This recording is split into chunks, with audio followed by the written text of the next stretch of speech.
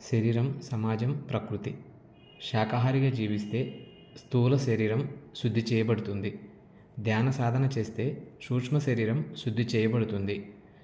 సూక్ష్మ శరీరంతో జీవించడం పరిపూర్ణత సాధిస్తే సూక్ష్మ శరీర విడుదల జరిగి కారణ శరీరంతో జీవించడం సాధ్యమవుతుంది.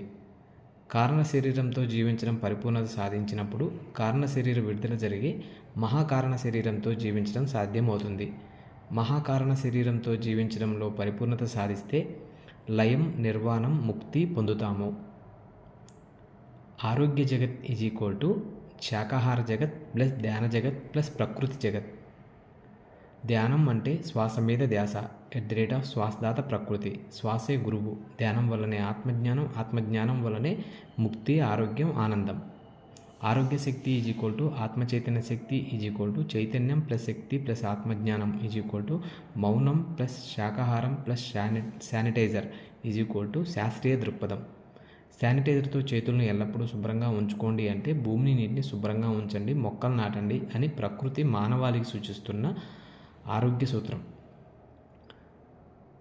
అన్ని మతాలకు ఆధారం భూమాత.